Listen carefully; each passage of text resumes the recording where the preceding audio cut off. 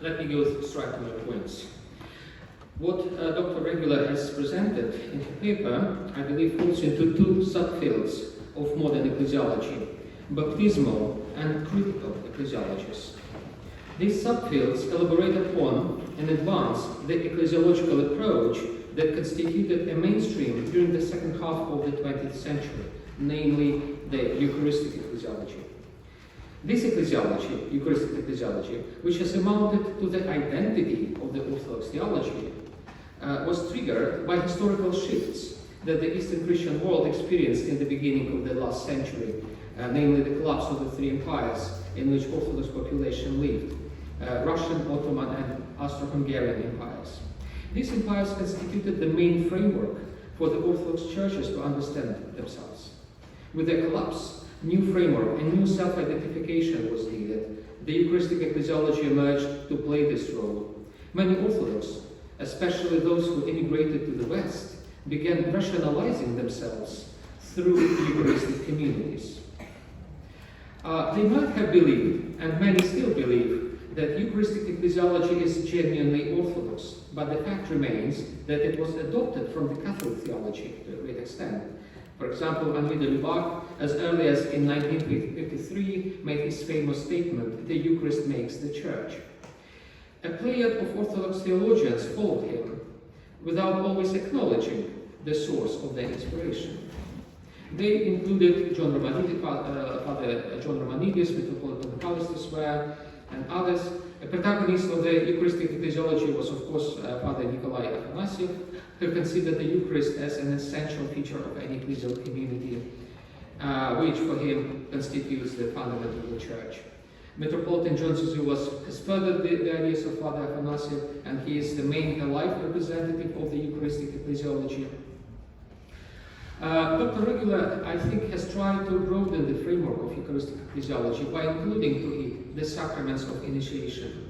Such approach has been suggested, for example, by Father John Erickson from St. Ladimus Seminary, who suggested baptismal ecclesiology. Dr. Regula applies this sort of ecclesiology to tackle some issues pertinent to the real life of the Church, including the participation of laity and, more specifically, women. What she's trying to do, I believe, can be described as critical ecclesiology. Such an ecclesiology explores the gaps between what the Church is believed to be and what it is in the real life. A critical ecclesiology is emerging as central to the modern studies of the Church, especially in the wake of the ongoing war in Ukraine, I believe. It is questioning the romantic perception of Orthodoxy, to which Eucharistic ecclesiology, by the way, has contributed.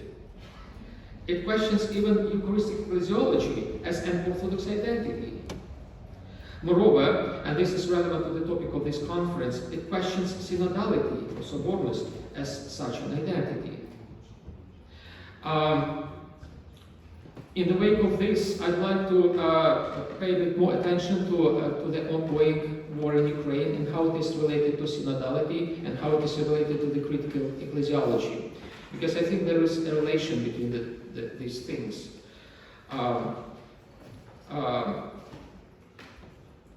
One would believe that we, the Orthodox, have so strong beliefs in synodality that such beliefs would help us to overcome, to deal, to tackle, to address the war in Ukraine in a very substantial and constructive way. Unfortunately, it has not happened. So our ideas about synodality stay away from the reality of the war, and we don't even try to apply them, honestly, to address this war from the theological, from the Orthodox perspective, from the perspective of our tradition. And I think this failure of synodality to address the war occurs on the level of the national churches and on the level of inter-Orthodox community. Let us take the Russian Orthodox Church, which is to a great extent complicit in this war. The Russian Church has developed very strong and really prominent synodal institutions, the institutions of conciliarity. It has, for example, three types of synods, of councils: the so-called the local council, the Council of Bishops, and then a permanent council, in which only several bishops usually participate on a regular basis. In addition to that, recently a new institution was added to this nomenclature of the synodal institutions, the so-called interconciliar presence. Well, it sounds awkward, and it is a translation of the Russian notion межсоборное присутствие, that is supposed to facilitate the existence of synodal institutions in the Russian Church in order to foster, in order to promote synodality. And that institution also epically failed to address the war. Moreover, we are witnessing how the existing synodal institutions actually cover up the war and enhance the rhetoric of the war.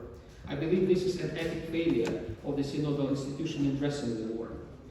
We can observe the same kind of failure on the inter-Orthodox level as well. Yes, there are singular voices of the churches coming from the churches. I would like particularly to emphasize the voice of the Ecumenical Patriarchate, which has been outspoken about the war, has sent the clearest messages about the war, and with a special role of His Holiness Patriarch Bartholomew, he was really very clear about the war. Or other hierarchs like Archbishop of Divophorus also made some very clear statements about the war. Otherwise, the war doesn't exist for many local Orthodox churches. One would expect the war to be discussed on the pan-Orthodox level, and it hasn't happened. For example, there was an opportunity to address the war in the pre-assembly, Orthodox pre-assembly, before the World Council of Churches, the General Assembly of the World Council of Churches in May on Cyprus. The good thing about the pre-assembly was that eventually the Orthodox met and enjoyed themselves. It was very clear that it was a celebratory kind of event.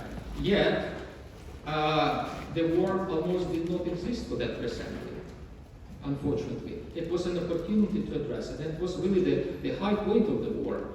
And unfortunately, that conciliar kind of ecumenical event failed to address it. So I would like to bring this problem to our discussion, to this audience. And I think it is serious. I would be open to further discussions. Thank you.